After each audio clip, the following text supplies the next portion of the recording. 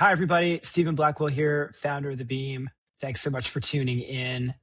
Hopefully, you did your homework and already watched the Beam Charts Explain video. And as promised, we're going to walk you through the Beam Charts ins and outs. For both emerging artists that we prioritize at The Beam and their fans and fans of new music and emerging music, it's really good to think about the Beam as an action economy. And a lot of the action economy and a lot of the action that occurs in the Beam is all visible right here on the charts homepage. A couple of things to stand out immediately for you. The first is that the Beam is organized in seasons.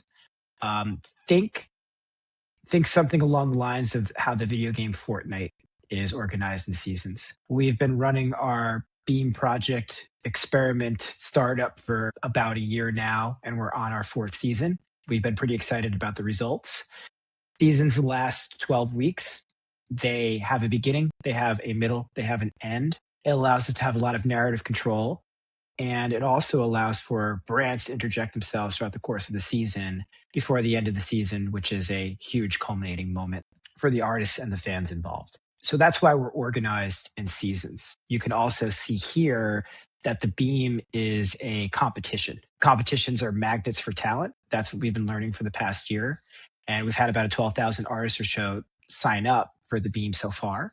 We are organized in a couple of different charts. The Beam 50 is the aggregator chart of the Beam, and then there are the other genre charts. So for the artists that are competing in the Beam, and the Beam being a place that allows artists to earn, in fact, in most cases, it's the first place an artist earns, the charts have prizes, financial prizes that conclude at the end of each season. The Beam 50 award goes to the number one on the Beam 50, which is 10,000 bucks. That's the bigger one. And then the genre charts pay out $2,000 each across pop, hip hop, country, Latin, electronic, and alternative. So the Beam chart system is organized in seasons, and that organization is rooted in the most popular genres in music.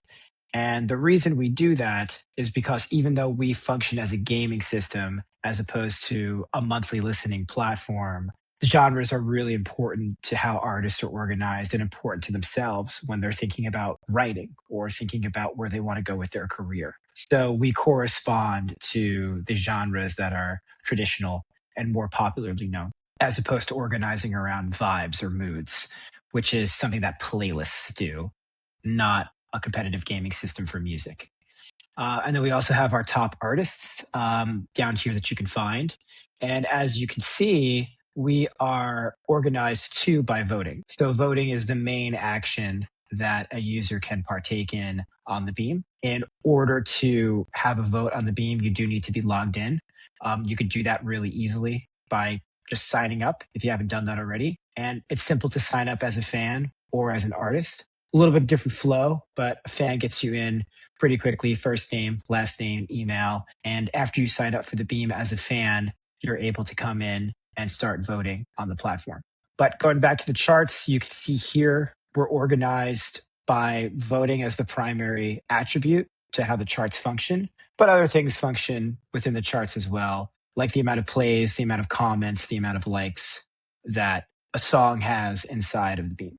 So this is our what we call the chart detail page. And then from the chart detail page, you can go into the track detail page. The track detail page now takes you to what we call Discover.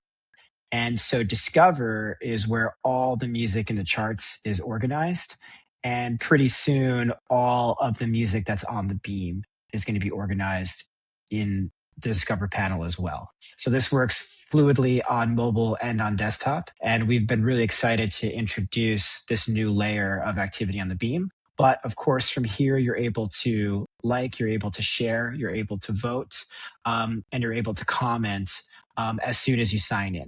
So if you're not a member of the Beam quite yet and you try to go to vote, you will be hit with a sign up screen that asks you to contribute to the artist's career. So cruising back on from there, The next big thing about the Beam, which is really special, is if you enter into a chart, you're able to interact and listen to the artist, but you're also able to go in directly to one of those artists' profile. So, for instance, we're over here on back on the Beam 50. We can just dial in to, let's say, Giamatti, go to Giamatti's profile, and from here you have access to that artist page. So you're able to vote from here. You're able to become a fan from here. You're able to share Giamatti's profile. You're able to learn a little bit more information about Giamatti. You're able to see all the super fans that Giamatti has on the platform. You're able to check out Giamatti's other tracks. And you're also able to check out all of Giamatti's links, as well as challenges that he's competed in. And that's another really special part of the Beams chart system. We also have challenges and Discover running through it. And challenges are the brand integrations that occur on the Beam. So you can see here we work with a lot of great folks: Excite Audio, Roex, Swayzio, just to name a few. Slice are a big partner of ours too. And so all of these challenges are corresponding to chart positions. So it's a really unique new universe of how to run a chart. And that's why we do what we do, to create opportunities and to create financial outcomes for amazing talent in the emerging music space. So when you think about the Beam chart, think organized in seasons. It's about voting, it's about momentum. Brands get involved through these challenges. The whole thing is time bound. Things are tied to a specific moment in time. And that way they feel important, because things that just go on forever and ever rarely do.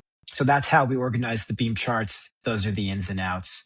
For the next video, we're going to talk a little bit more about how challenges occur and what brands do inside the challenges and what those brands are looking for. Thanks.